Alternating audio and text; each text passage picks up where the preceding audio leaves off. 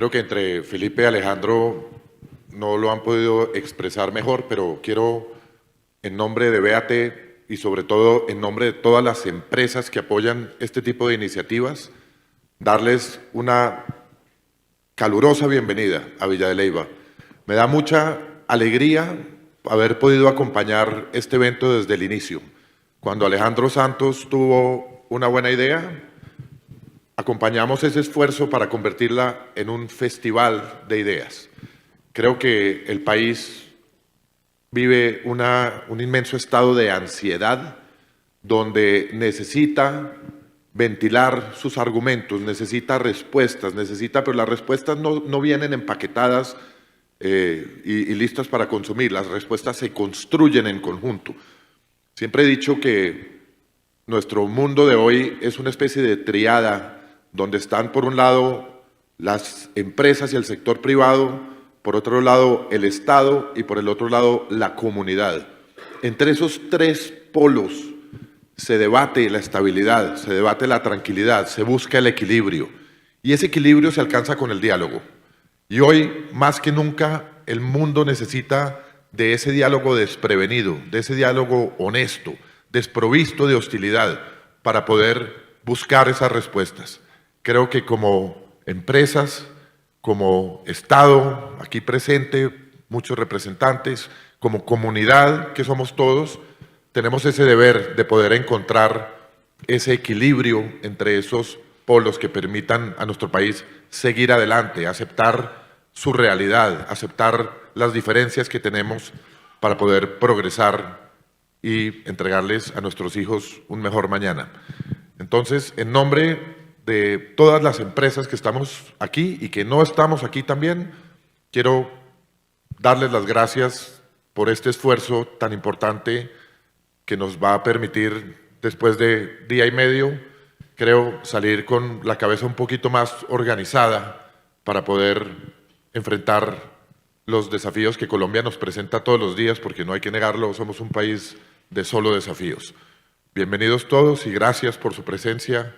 Gracias Alejandro, gracias al Grupo Prisa, gracias a todos ustedes que están aquí presentes hoy y esperamos tener muchas conversaciones y esperamos también que esas conversaciones, si bien como dice Alejandro no van a arreglar el país, no se queden simplemente en un fin de semana, sino que alimenten proyectos, alianzas, mejores comunicaciones, mejores planes y un poquito más de tranquilidad. Gracias a todos.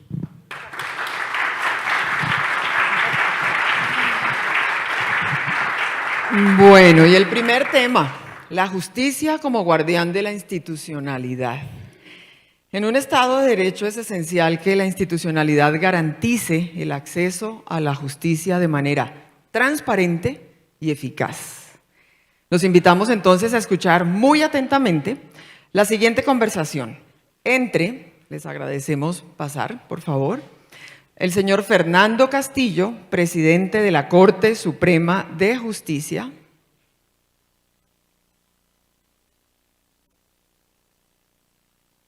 Francisco Barbosa, fiscal general de la Nación, y Roberto Pombo, director editorial de Prisa Media.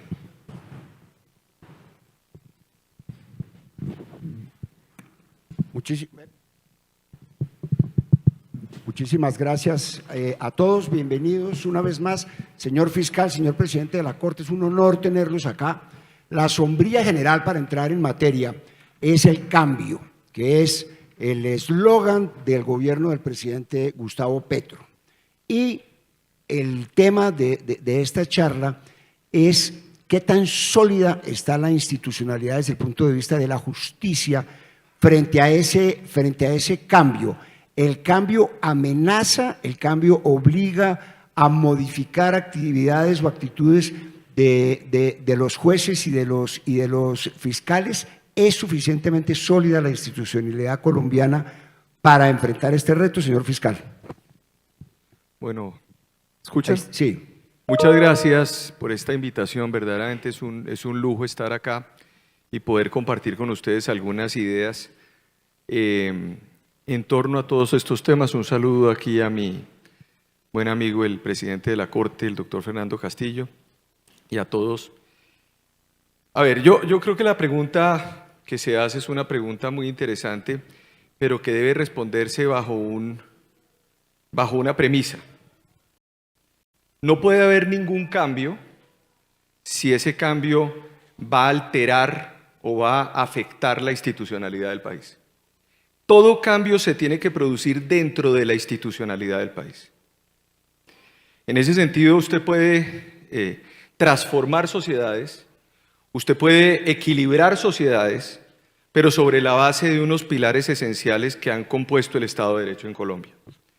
Entre ellos, por ejemplo, la libertad, principio esencial dentro de un Estado democrático donde la gente pueda libremente tomar decisiones, asociarse, generar iniciativas, ser innovadores y construir sobre esa base unos pilares para reequilibrar una sociedad.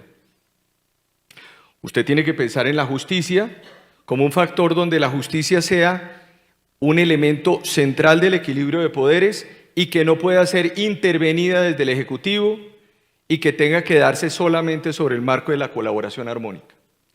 En ese sentido, sobre esa premisa, la respuesta es: hoy en Colombia estamos enfrentando grandes desafíos. Y esos desafíos vienen, sobre todo, presentándose desde el último año en Colombia. Yo diría que se produjo un fenómeno electivo que es absolutamente natural en una democracia, pero como todo fenómeno electivo es accidental en una democracia. Porque así como se genera un fenómeno electivo, dentro de 2 años y 8 meses se generará otro fenómeno electivo. Pero el problema no es eso, el problema es que se ha venido entonces estructurando desde hace un año o 8 meses un fenómeno donde se generan controversias o se generan molestias o se generan preocupaciones alrededor de la función judicial en el país. Específicamente yo puedo hablar del caso de la Fiscalía, pero también podemos hablar de las cuestiones de seguridad que se están viviendo por parte de los jueces, en donde hoy hemos visto, por ejemplo, atentados contra infraestructura de los jueces en Tuluá, que ya se había materializado de forma delincuencial y terrorista cuando se quemó, por ejemplo, el Palacio de Justicia de Tuluá en el año 2021, o cuando secuestraron a unos fiscales en Tarazá en febrero de este año y unos funcionarios judiciales que tuvimos que trasladar a la ciudad de Medellín. Cuando la justicia no es acompañada desde la institucionalidad, cuando la justicia es vista como un factor instrumental, es decir, yo necesito la justicia para que me levanten o la suspensión de órdenes de captura de extraditables sin fundamento jurídico,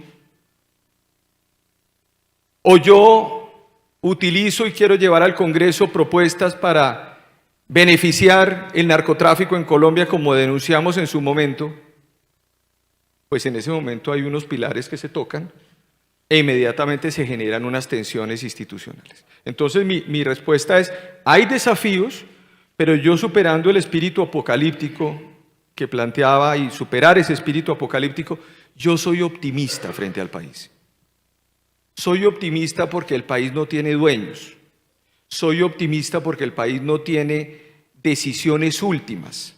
Soy optimista porque la democracia es un fenómeno que implica recambios, diálogos y transformaciones.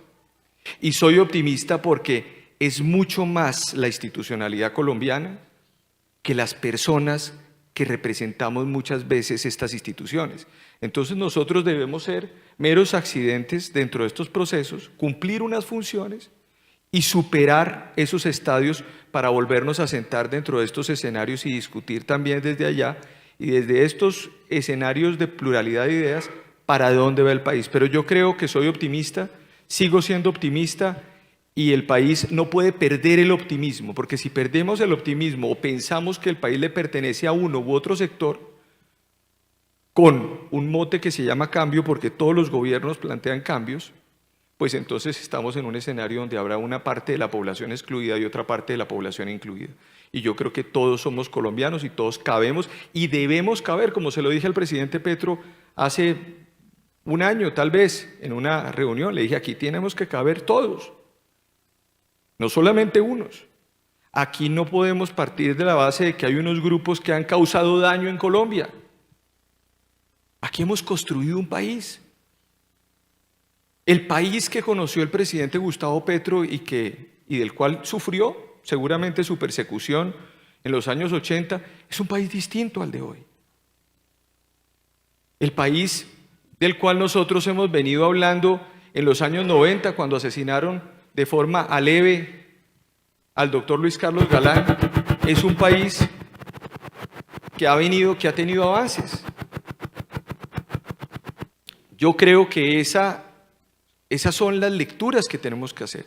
Es una visión en construcción de la institucionalidad, en mejora de la institucionalidad, en confianza mutua con los diferentes sectores, en diálogo, pero no en estigmatización, no en desconocimiento, no en minusvalorar la función de las instituciones, no en atacar la función de los fiscales o de los jueces, no en partir de la base de desconocer la institucionalidad. Y yo creo que ese es el gran reto que tenemos, doctor Roberto, para poder pensar un país a largo plazo en donde podamos mejorar y empezar a suspender paulatinamente esas querellas que se presentan y volver, me parece muy importante una palabra que leí en un libro en Homo Deus de Harari, que hace una reflexión sobre para dónde vamos en la sociedad. Volvamos irrelevantes a los actores que quieren volver irrelevante la institucionalidad colombiana. Muchas gracias, señor fiscal. Le iba a empezar, señor presidente de la Corte Suprema de Justicia, por el lado de la Corte como guardián de la institucionalidad, pero ya que el señor fiscal menciona específicamente el tema de los problemas de seguridad de los jueces, puntualmente el tema de Tuluá, me gustaría que usted me opinara primero sobre eso. ¿Cuál es el análisis que usted hace sobre la seguridad de los jueces en general? Si el caso del que estamos hablando es un episodio específico y particular que no tiene que ver con lo que está pasando en el país, y si se sienten con la seguridad suficiente para ejercer el servicio público de la justicia. Ahí está bien. Hola. Gracias, Roberto. Mil gracias, Alejandro. Mil gracias por esta invitación. La verdad, aprecio mucho el hecho de estar acá, departiendo con todos ustedes algunas reflexiones. La justicia siempre ha sido resiliente. ¿Qué días estuvimos en Bucaramanga con la Corte Suprema de Justicia y recordamos el valor de las cariátides que están en el Palacio de Justicia y que recuerdan el incendio del Palacio de Justicia inicial, establecido en 1926, donde hoy queda el Centro Cultural Colombia-México? Ese palacio fue incendiado, se quemaron. Las cariátides terminaron por allá en un potrero del sur de Bogotá y fueron rescatadas luego por don Alejandro Galvis Galvis, terminaron en la imprenta de Vanguardia y luego donde están actualmente, que es en el Palacio de Justicia. Vuelve a ser quemada la justicia en 1985 y no solo quemada sus expedientes, sino asesinados sus magistrados. 11 grandes magistrados de la Corte Suprema de Justicia fallecieron. Luego el país entra en una locura fuerte que termina en una respuesta institucional que hoy en día no nos gustaría a nadie, los denominados jueces en rostro, para salvaguardar la vida de nuestros jueces de la República. Con las ideas de cambio, de que no vuelva a suceder esto, la justicia sigue tratando de operar en todo el territorio nacional. Nosotros tenemos más de 4.590 despachos a lo largo y ancho de la geografía nacional. 4.590 despachos judiciales, dentro de los cuales muchos están en zonas conflictivas o de conflicto, y realmente se requiere de una acción integral del Estado para la salvaguarda de la administración de justicia. A veces cuando me preguntan, y no es por salirme con facilismos, ¿por qué hay tanta impunidad en el país? Pues les digo, es que 2 veces nos quemaron los expedientes. 2 veces. lo que sobrevivió, lo que fue reconstruido, ha sido a punta de trabajo, de esfuerzo denodado de los jueces de la República. Muchas horas de trasnocho, muchas horas de trabajo. La respuesta entonces, para empezarle a dar forma, es: los jueces de la República son seres humanos que trabajan desde sus despachos judiciales. Tienen una responsabilidad mayor que cualquier ciudadano, pero por eso mismo tiene el Estado en su conjunto que darle las medidas de protección que hagan, que doten al juez de su imparcialidad. Un juez que esté amenazado, sea porque le amenazan su familia, sus hijos, su misma integridad física, es un juez que tiene un problema con su principio de independencia e imparcialidad. Debemos entender toda la institucionalidad colombiana que hay que rodear a los jueces, que hay que asegurar que los jueces tengan la tranquilidad para dictar los fallos judiciales sin preocupaciones. Tenemos jueces amenazados en audiencias. Tenemos jueces que reciben panfletos o que están panfleteados con amenaza de muerte. Desafortunadamente, el martes ocurre en Tuluá un hecho lamentable que es una bomba en las instalaciones del Palacio de Justicia. No había policía, no había nada. Y esto significa que mis jueces de la República empiezan a sentir temor, miedo. Y el miedo atenta contra, vuelvo a decir, la imparcialidad y la independencia del juez. Por tanto, sí es muy importante, Roberto, la seguridad objetiva del Estado, de sus agencias de inteligencia, de las fuerzas militares y de policía rodeando la función judicial, porque la función judicial, en últimas, es un bastión esencial de la democracia colombiana. ¿Se sienten solos?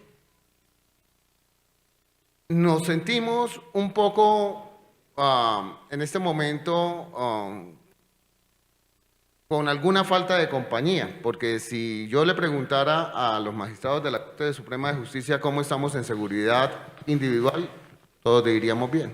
Pero el problema no es arriba.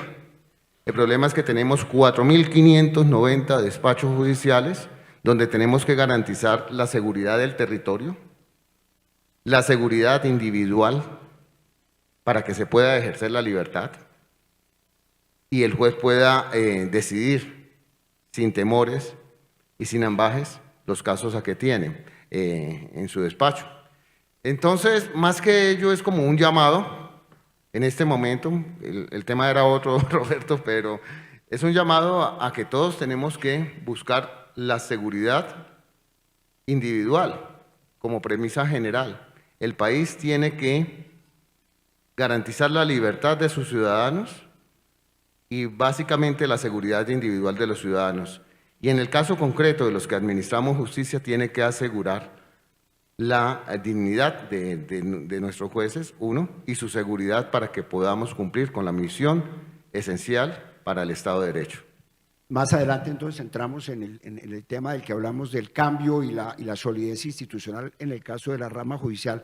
Señor fiscal, en este gobierno más que nunca antes hemos oído la invocación a instancias internacionales para competir o buscar justicia subsidiaria en escenarios como la Corte, la Comisión Interamericana de Derechos Humanos, la Corte Penal Internacional, etcétera. A su juicio, ¿esto es una amenaza para la soberanía de la justicia local o estamos hablando de una justicia subsidiaria y orgánicamente vinculada a la colombiana? No, yo lo que creo es lo siguiente. Yo creo que, en primer lugar, todos esos sistemas de justicia que se han establecido, internacionales, se han creado sobre la base de que no existe justicia local o de que existe una suerte de minusvalía de la justicia local. Y yo creo que a partir de la base de que la justicia colombiana es una justicia insuficiente, me parece una falta de respeto por parte de quienes lo han venido planteando. La Corte Suprema de Justicia, los jueces, los tribunales, los fiscales han venido cumpliendo una tarea importante. Es que a mí me parece muy importante que la gente siempre piense todos los temas en perspectiva histórica.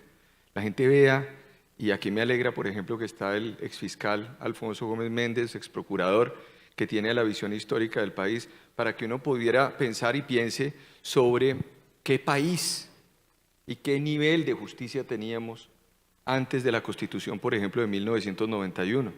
¿Qué ocurría en Colombia en los momentos, o la justicia en los 70s, en los 60s? ¿Qué justicia empezamos a tener a partir del 91? ¿Qué tipo de justicia de instrucción, como llamaban en aquella época? La justicia de instrucción se tenía, y cómo se fue construyendo la Fiscalía General de la Nación, por ejemplo.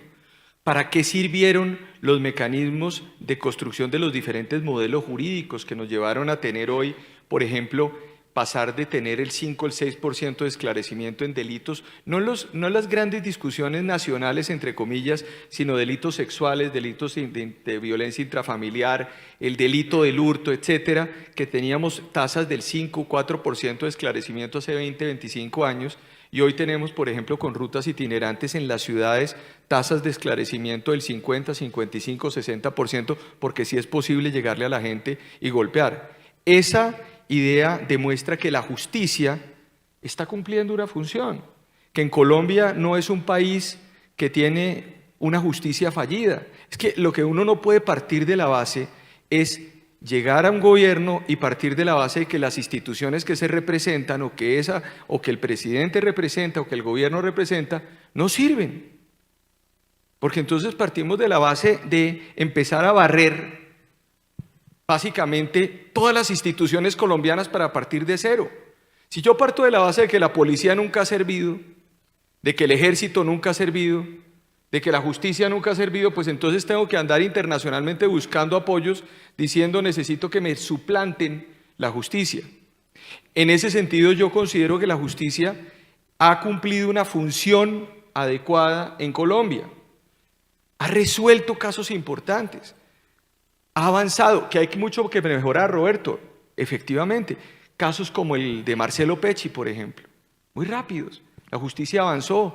Casos de las masacres, casos que son casos donde mes y medio, 2 meses, fiscales, investigadores, jueces, que hacen control además de garantías a esas decisiones, toman decisiones que son además garantía, que hay que mejorar, por supuesto, pero yo no puedo partir de la base de que es que como yo siento que todo está mal, entonces necesito buscar jueces internacionales para hacerlo. Le cuento una anécdota que ocurrió en la Fiscalía General de la Nación y creo que en la Corte Suprema también. Cuando llegó el fiscal de la Corte Penal Internacional a nuestra oficina hace 5 meses, el fiscal me dijo: oiga, yo no puedo entender que aquí estén diciendo que nosotros tengamos que intervenir. Si ustedes para nosotros son ejemplo de lo que hay que hacer en recuperación de justicia para países africanos, para diferentes países, luego me parece a mí muy importante es seguir contando con el apoyo de ustedes, y lo hemos hecho con la JEP, lo hemos hecho con la Fiscalía, lo hemos hecho con la Corte. Es decir, lo que para el mundo es ejemplo, a nivel local es lamentable, simplemente porque existe una sospecha. Pero es que uno no puede pensar las instituciones en términos de sospecha, porque si no, entonces ¿cómo construimos confianza? Es decir, y pongo otro ejemplo, hoy se habla de la construcción de una agencia de ciberseguridad. Muy bien, yo en principio uno dice, pues uno debería haber una agencia de ciberseguridad en un país, como hay en Noruega, o como hay en Francia, o como hay en Estados Unidos, pues sí, pero en el nivel de desconfianza que tenemos en este país, crean una agencia de ciberseguridad y a los otros días están siguiendo a todas las personas, están robándole los datos o están extorsionando a las personas con esos datos. ¿Por qué? Porque tenemos un nivel de desconfianza profundo sobre las instituciones y un nivel de desconfianza impresionante a nivel social. Luego, toda decisión que se vaya a tomar cae bajo una órbita de sospecha en el marco de un ambiente en el cual hoy nosotros estamos viviendo permanentemente sobre la base de la sospecha a la rama judicial, lo que lleva a que se busquen organismos internacionales. Que la lucha contra la corrupción, hay 3.800 decisiones de jueces en los últimos 3 años contra grandes casos de corrupción en Colombia. Es decir, Colombia responde y hemos venido respondiendo, pero no podemos partir de la base de que es que hay que hacer tabula rasa y decir no es posible la justicia en Colombia. Y cuando uno sale y la defiende, inmediatamente se parte de la base de la desconfianza de quien habla. Entonces empezamos a decir en este momento, es que el fiscal tiene un interés en contra de la paz del país, o tiene un interés cuando finalmente he levantado y he suspendido 80 órdenes de captura contra miembros del ELN y hay mesas de negociación porque hay voluntad de la Fiscalía para que se puedan sentar disidencias y ELN en este gobierno. O sea, no puede ser posible que la palabra termine siendo entonces castigada con disidencia y la disidencia castigada con una posición de crítica a la justicia colombiana. Entonces, no es posible. Luego, yo rechazo creación de comisiones especiales, etcétera, etcétera, porque es que el éxito de un país no está en tener, como ayer decían en un foro en la Cancillería, que me informaba mi directora de Asuntos Internacionales, que el éxito de la Cancillería colombiana hoy, hágame el favor, está en que tiene más de 50 agencias de Naciones Unidas dentro del país y se está comparando Colombia con Etiopía y con otros países de África porque nos sentimos muy orgullosos de tener tantas agencias de Naciones Unidas. Claro que es importante tener acompañamientos, pero por favor, es que el nivel de un país no se mide por el éxito de tener un cúmulo de relatores invitados al país, se mide porque tengamos instituciones sólidas que le den respuesta a nuestro país en el marco de nuestras competencias. Cuando se requiera acompañamiento, como lo hicimos con la Misión Especial de Naciones Unidas para el proceso de paz, maravilloso. Y hemos acompañado eso, pero no todo. Entonces yo creo que ahí está el eje central de esa situación y yo creo que es importante que se piense en equilibrio, en razón, esa participación de creer en la justicia, de creer en las instituciones judiciales y de no disminuirlas. Mire, atacar las instituciones judiciales significa atacar el Estado de Derecho y la democracia en un país. Lo primero que hacen los poderes públicos o un poder público para arrebatarle la libertad a la gente es que finalmente la gente no tenga de quién acudir ni tenga capacidad de decir, yo por lo menos ante un juez de control de garantías que diga a la gente, me siento tranquilo de que no van a abusar de un derecho o en el marco de un proceso de investigación judicial. Pero cuando usted pierde eso, usted pierde la libertad en un país y pierde la capacidad de hacer recambios institucionales y de que la democracia funcione. Última cosa, discúlpenme, lo voy a decir, y que tiene que ver con lo que dijo el doctor Fernando. Ayer, por ejemplo, el Tribunal Superior de Buga, lo dijo el registrador y me parece muy grave, dijo, nosotros no vamos a poner comisiones escrutadoras en las elecciones regionales allá. Primera vez que pasa en la historia de las elecciones después de 1991 que un tribunal superior diga nosotros no vamos a escrutar, no vamos a ser parte de la comisión escrutadora porque no hay garantías de seguridad para nosotros en Tuluá y en Buga. Conclusión, no sé qué va a pasar en Buga, no sé qué va a pasar en Tuluá, no sé quién va a contar eso, no sé quién va a certificar eso. Yo ayer hice una reflexión. El presidente Gustavo Petro fue elegido presidente de la República sin que se hubiera trasladado una sola mesa en este país. La institucionalidad le garantizó que él fuera presidente. Uno pediría que él garantice a la institucionalidad que las elecciones se produzcan libremente hoy y dentro de unos años en el marco de la democracia en Colombia. Eso es algo absolutamente natural en el marco de una función de un presidente. Muchas gracias, señor presidente de la Corte Suprema de Justicia. Constitucionalmente y en todos los ambientes académicos, políticos, se habla de independencia de los poderes y armonía entre esos mismos poderes públicos. Recientemente da un poco la impresión de que la justicia se ha convertido en un contrapoder del Ejecutivo. ¿Eso es así? No. Tajantemente, no. Permítame una reflexión anterior. A un líder chino le preguntaron qué pensaba de la Revolución Francesa 200 años después de ella. Y dijo, es muy poco tiempo para evaluarla. Nosotros llevamos 5 siglos tratando de entendernos. La Constitución de 1991 es una constitución relativamente joven y si me lo permite el escenario, con todas las excusas, digo, todavía tenemos calenturas constitucionales por todos lados.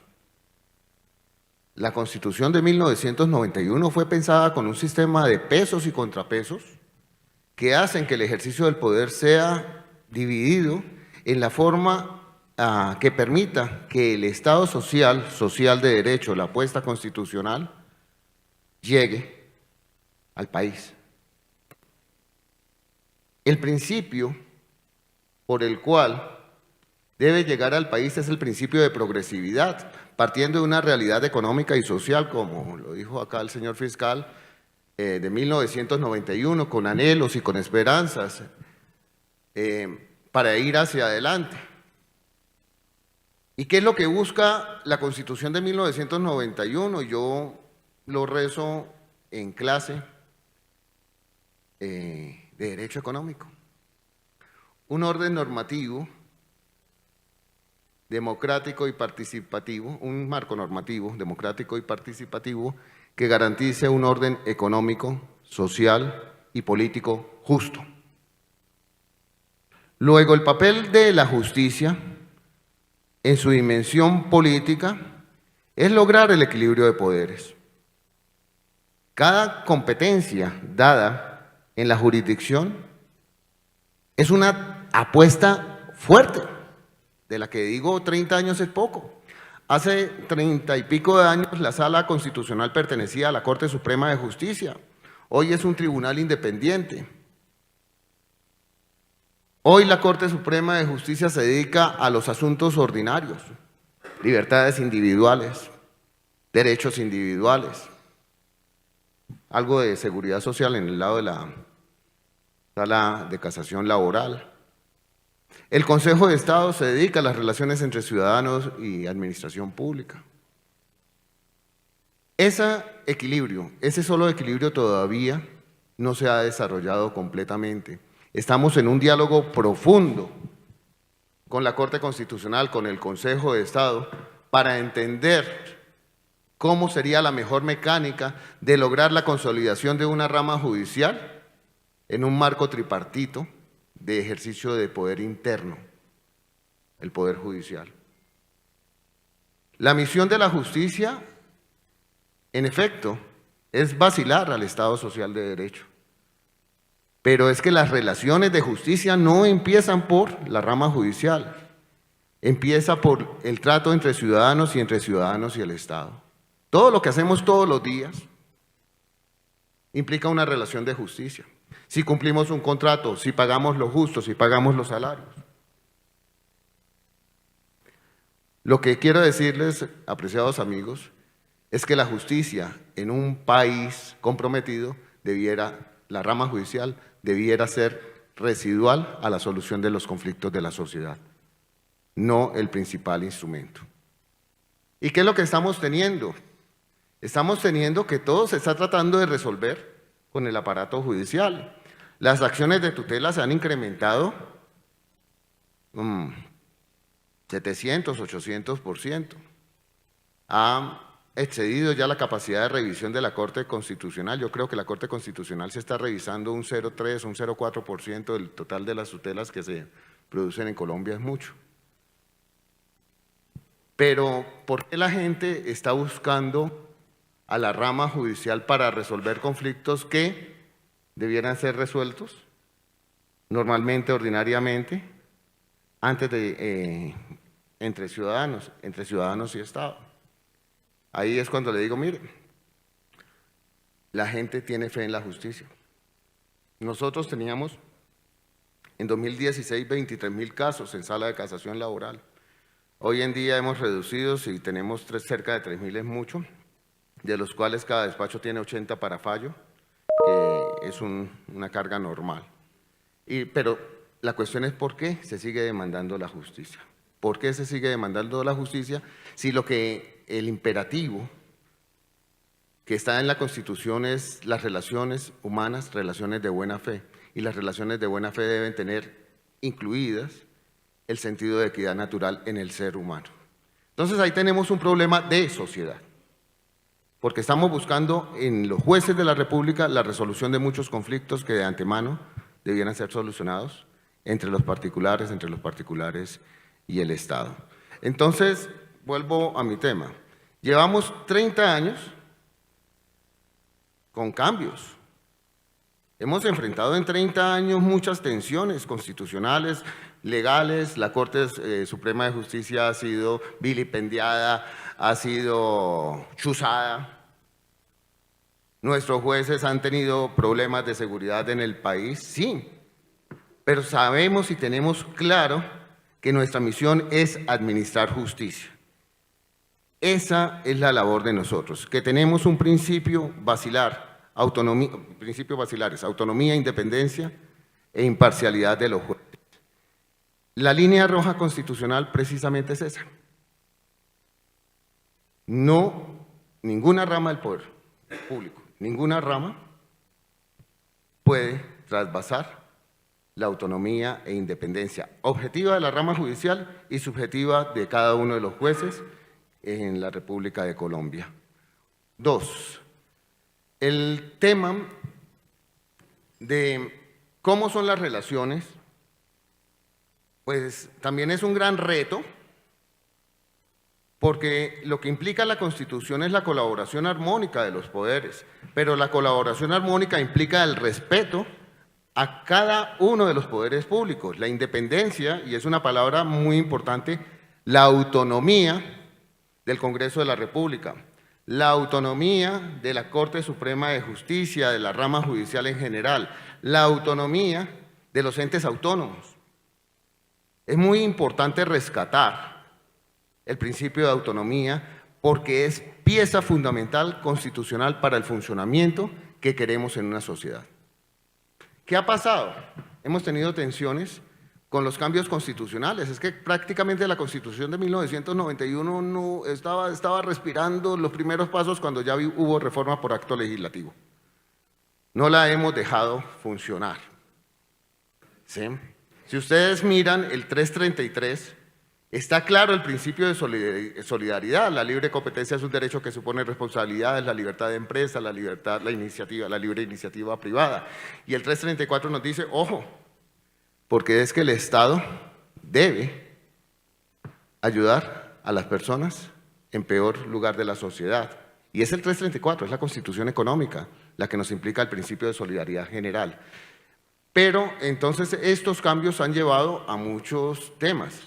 El doctor, el maestro, Hernando Yepes Arcila decía, mire, a las Cortes le dieron un caramelo envenenado con el tema de la elección de los máximos representantes de los órganos de control, Procuraduría, Contraloría, esto. Pero también hubo un cambio institucional muy importante y que quiero resaltarlo. Pasamos del sistema de cooptación plena en la Constitución del 86 a la cooptación parcial y eso trajo unas variaciones en la forma de equilibrar el poder tremendo.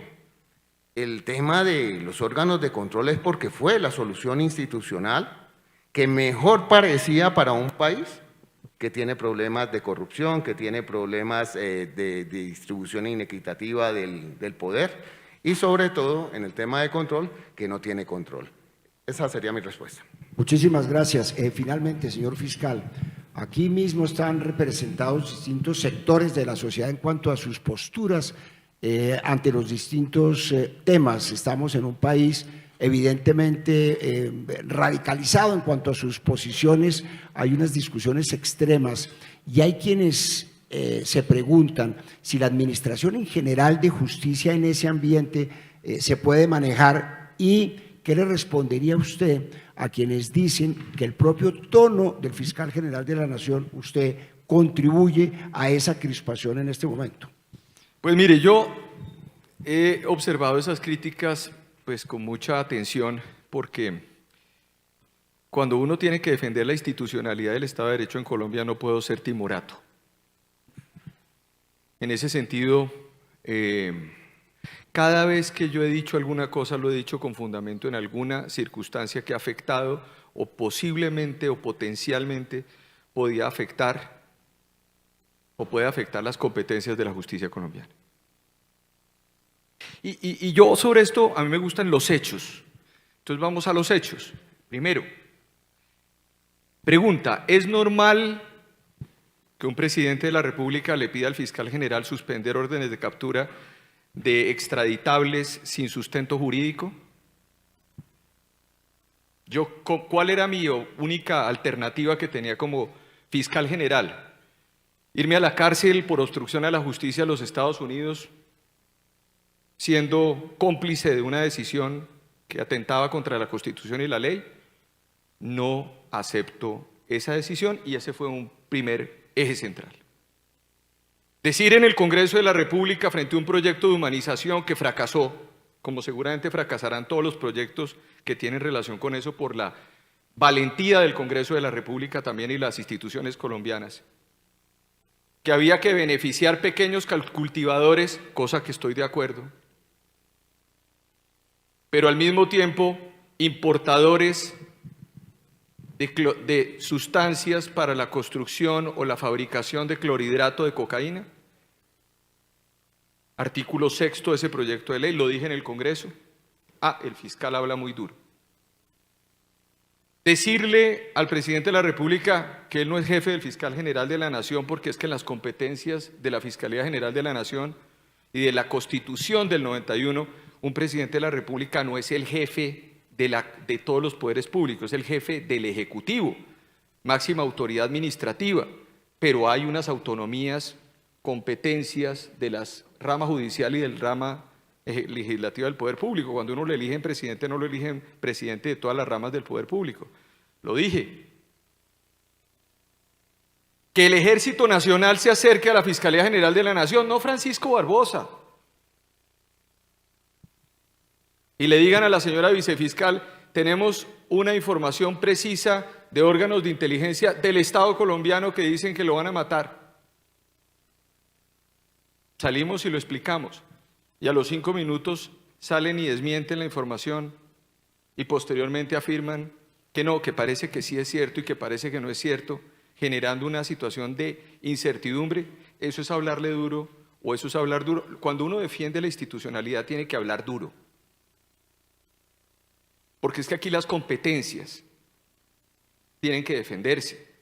Aquí no podemos volver a chuzar a la Corte Suprema de Justicia, como dijo el doctor Fernando Castillo, pero tampoco podemos volver a la época de seguimientos pasivos contra fiscales, generales, vicefiscales u otros funcionarios, que seguramente tendrán un corolario en el debate público en Colombia, o seguimientos o interceptaciones ilegales o cualquier tipo de cosa que se presente en el país. Aquí no podemos ver imágenes como las que vimos hace 2 días de militares disfrazados afectando a la población civil, cuando ese fenómeno se llama paramilitarismo y lo vimos hace 20 años en el país. Entonces, si yo tengo que decirlo, lo seguiré diciendo. Y creo que esa es la defensa que uno hace, porque normalmente si no existen desafíos a la rama judicial, el fiscal general, ni el presidente de la Corte, ni ningún funcionario tendría que decir nada. Cada quien cumple su función, como en un equipo de fútbol, que cada quien cumple su función dentro de la cancha, aprovechando acá que tenemos discusiones paralelas y podemos tener discusiones paralelas de fútbol con el doctor Serpa. Pero cada quien tiene su rol dentro de la cancha. Esa es, Roberto, la posición mía. Alguien podría decir, es que el fiscal se empecina en decir una u otra cosa. Si alguien dice, es que es el Ejecutivo el que debe adelantar las investigaciones ocurridas en el departamento de Córdoba, en municipio de Tierra Alta, pues levanto yo la mano y digo, discúlpeme, es la Fiscalía General de la Nación la que tiene que adelantar las investigaciones. Digo, es la jurisdicción ordinaria y la jurisdicción penal militar la que debe hacerlo. Y sale ayer la jurisdicción penal militar y dice, voces altisonantes del país dicen que no podemos hacer la investigación. Es que, señores, la Corte Suprema, la Corte Constitucional ya dijo que en temas de derechos humanos, ya lo vivimos durante el segundo periodo de Uribe. Ya lo vivimos, aquí chuzaron magistrados, aquí hubo paramilitarismo, aquí hubo falsos positivos, aquí hubo violación de derechos humanos. El mismo presidente Petro dijo, es lamentable que en este gobierno apareciera el paramilitarismo. Estoy de acuerdo, el gobierno es el de él.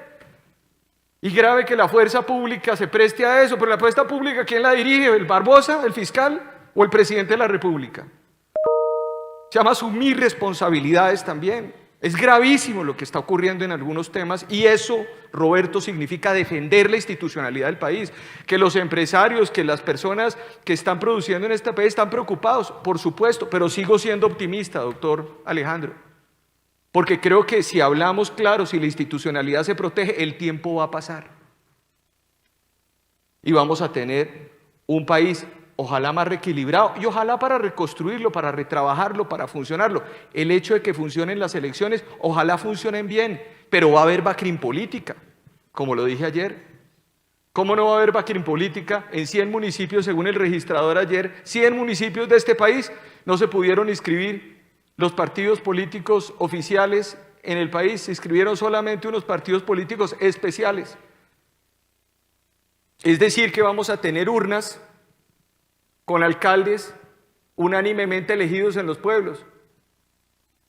Esa será la bacrim política, en unos municipios específicos, en unos departamentos. Es decir, volvemos a esa época del Cesar, a esa época de Córdoba, a esa época que empezamos a vivir. Ese es el problema que yo veo y esa es la preocupación, un retorno a problemas colombianos que vivimos en los años 90, en los años 2000, pero a pesar de eso creo que hoy las instituciones son más sólidas que las instituciones que teníamos en el año 2000 para poder enfrentar esa situación con valentía. Muchísimas gracias al señor Fiscal General de la Nación, presidente de la Corte Suprema de Justicia. Se nos acabó el tiempo. Les pido, por favor, que le den un aplauso. Muchas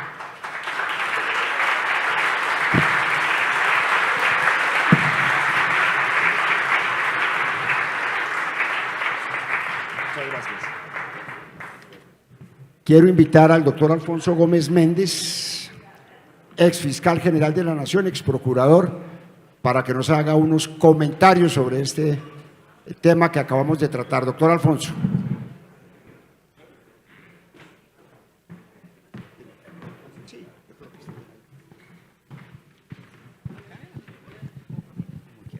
Muchas gracias, Roberto, y muchas gracias a Prisa por dejarme intervenir en este foro, así sea de colado, y sobre todo porque pues, es un foro académico, como yo lo estoy viendo, en donde, como solía decir el maestro Echandía, uno puede darle rienda suelta a la lengua impunemente. El tema del papel de la justicia en la protección de la institucionalidad. Muy rápidamente lo afrontaría en unos pocos puntos. Uno, pienso que los colombianos, no estoy ahora personalizando, nos hemos aproximado de manera equivocada al tema de la justicia. Muchas veces porque no definimos claramente de qué estamos hablando cuando hablamos de justicia. Dos, porque al igual que pasa en otras políticas, por aquí veo al exdirector del DANE, no tenemos cifras claras, concretas, para hablar para la fijación de las políticas públicas. Se habla mucho de la impunidad, pero de manera genérica.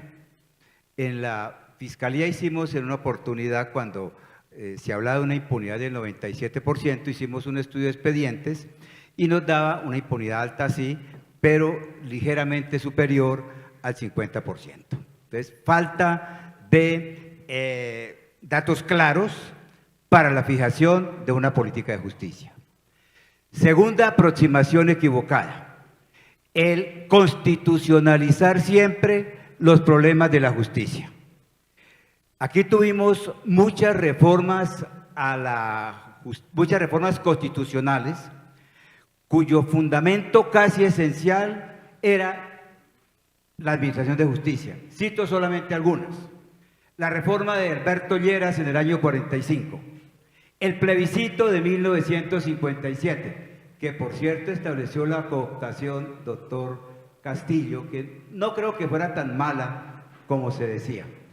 La reforma frustrada, la reforma constitucional de 1968 de Carlos Lleras Restrepo, que por cierto creó la Sala Constitucional dentro de la Corte Suprema, que hizo un buen trabajo de control constitucional. La frustrada reforma de Alfonso López Michelsen en el año 77. La reforma de Turbay en el año 79. La tercera parte de sus normas era sobre la Administración de Justicia, entre otras cosas, por ejemplo, la creación de la Fiscalía General de la Nación. La frustrada reforma de Virgilio Barco, esa que se hundió cuando el presidente Barco no quiso ceder a la presión de los narcotraficantes para quitar la extradición a Pablo Escobar, cosa que sí hizo la constituyente. Esa reforma Barco tenía en un 80% las normas de la Constitución del 91. La Constitución del 91 exactamente igual, con reformas tales como el Consejo de la Judicatura, yo creo que discutible eficiencia, con reformas como tumbarlo del año 57, que había logrado escindir o apartar totalmente la administración de justicia de toda injerencia política. La Constitución del 91 volvió a que el Congreso tuviera injerencia, a que el presidente tuviera injerencia. Y algo que también lo digo con respeto y lo ha recordado mi gran amigo el presidente de la Corte, ese regalo envenenado de darles a las Cortes funciones electorales. Lamentablemente no la politizó, la clientelizó. Y entonces, por esa vía, vemos todas estas mentes brillantes que hoy tenemos en la Corte y en el Consejo de Estado, dedicadas a elegir, a designar, a entrevistar candidatos. Cada lista de esas que llevan 20 o 30, tienen que entrevistarlos a todos. Este es tal vez el único país del mundo en donde los magistrados se dedican a algo distinto a fallar, que es a nombrar, a elegir, quitándole tiempo. Yo quisiera tener todas esas mentes dedicadas exclusivamente a fallar. Y yo les daría, tal vez me lo permite mi edad, darles un consejo: a fallar escribiendo corto, porque esas sentencias de 500 páginas, de 1000 páginas, no las lee nadie, no se conoce la jurisprudencia. Otro de mis maestros, Darío Echandía, cuando fugazmente fue magistrado de la Corte Suprema de Justicia, magistrado de la Sala Civil, sacaba decisiones de 10 páginas.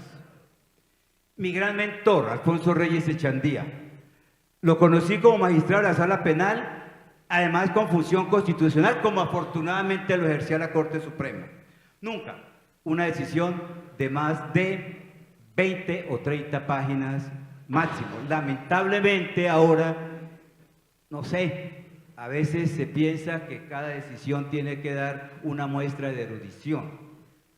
Y a veces cuando los hacen o las preparan los magistrados de auxiliares, muy inteligentes que vienen de Francia, de Alemania o de España, se sienten con la obligación de citar a los libros de sus maestros.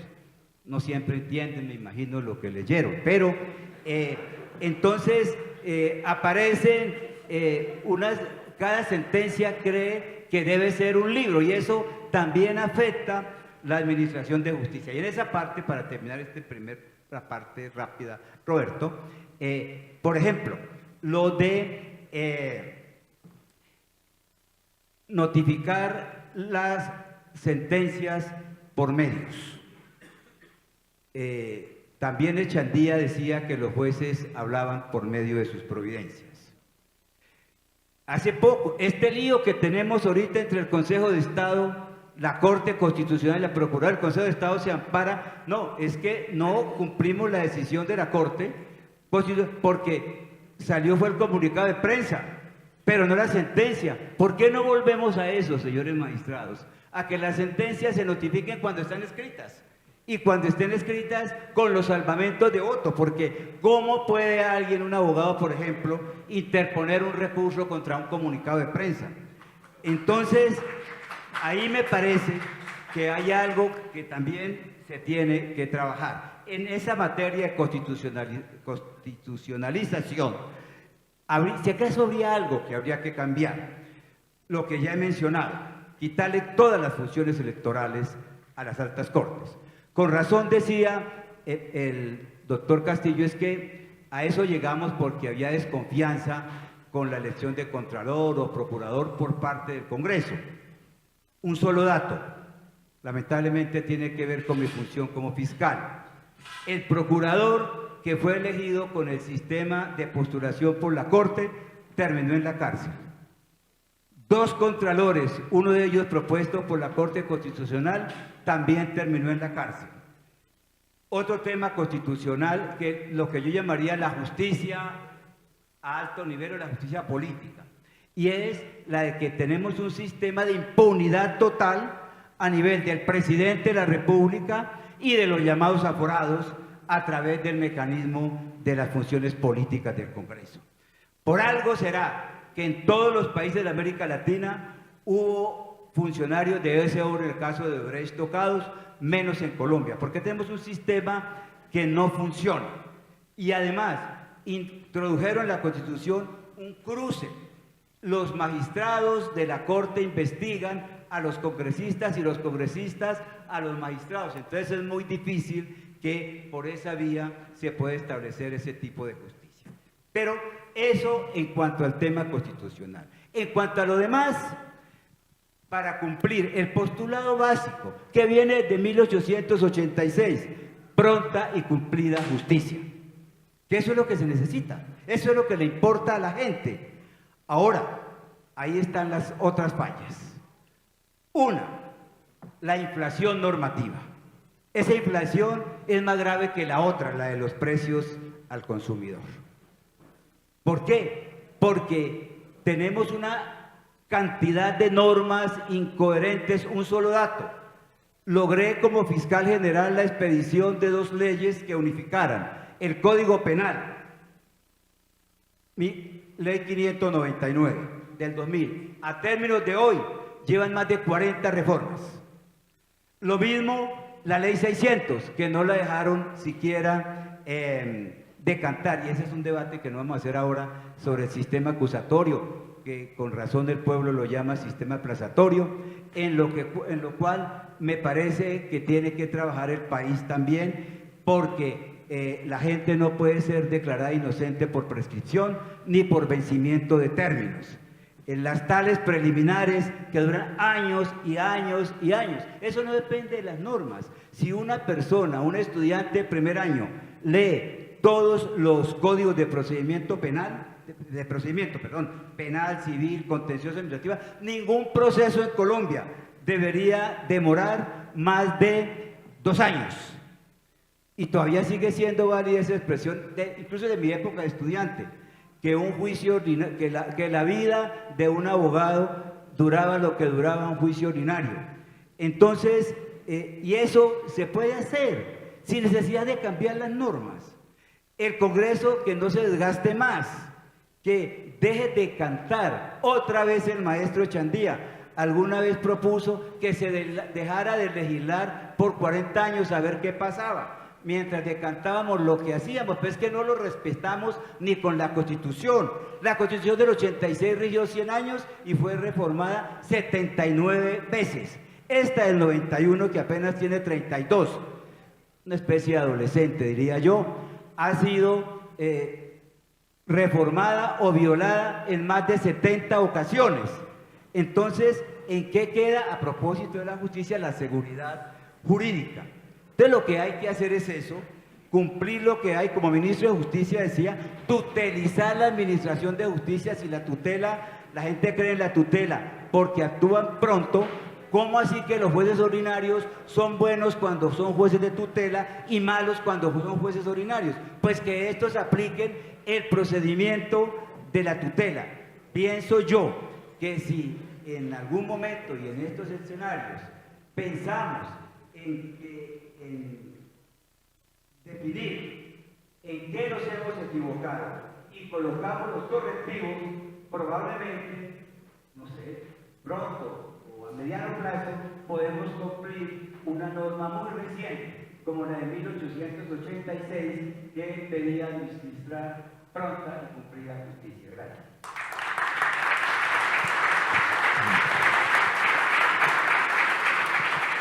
Muchísimas gracias, doctor Alfonso Gómez Méndez. Y vamos a escuchar ahora, le pedimos por favor que se acerque al señor gobernador de Boyacá, Ramiro Barragán. ¿Dónde está el gobernador de Boyacá? Necesitamos escucharle como anfitrión. Señor gobernador de Boyacá.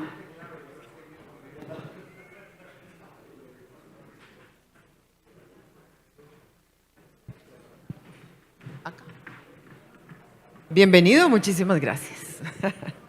Bueno, saludar a todos los asistentes, por supuesto a los organizadores, al doctor Felipe Cabrales, a Alejandro Santos, a Juan Carlos Restrepo, a todos los que están hoy interviniendo, entre otros, pues por supuesto al doctor Fernando Castillo, doctor Francisco Barbosa, a todos los que van a hablar el día de hoy. Yo no quiero dejar de saludar también a mi colega, el gobernador de Antioquia, Aníbal Gaviria, a los altos mandos militares, a los embajadores, por supuesto a los empresarios de este país, a los medios de comunicación, a los dirigentes locales como el alcalde y por supuesto a toda la gente que nos sigue a través de los medios de comunicación. Pues para mí es muy importante darles hoy la bienvenida a esta acogedora tierra, a la tierra boyacense, sobre todo para dialogar sobre el presente y el futuro de nuestro país. Con este espacio para que los líderes y lideresas de cientos y de diferentes sectores en Colombia expongan sus puntos de vista, analicen y debatan las situaciones que puedan ayudar a avanzar a nuestro país hacia el anhelo de cambio que siempre se ha hablado. Todos hemos soñado y trabajado desde lugares que ocupamos para mejorar las condiciones de vida de la ciudadanía. Quizá cada uno desde la orilla donde habita ha podido comprender la realidad de una manera distinta. El intercambio de esos saberes que hemos adquirido con el paso de los años, la experiencia, el contacto directo con distintos sectores, ya sean económicos, sociales, académicos, ambientales, etcétera, son valiosos y enriquecedores para ir armando el rompecabezas que supone la consolidación de un Estado que garantice los derechos y la ley. El hecho de reunirnos en un mismo lugar 3 años consecutivos en torno al mismo objetivo permite avanzar significativamente hacia la transformación que tanto reclama la ciudadanía. Pero yo quiero darles hoy gracias a todos ustedes por el compromiso que imprime estar en esta misión de respeto y que aporta al desarrollo del país.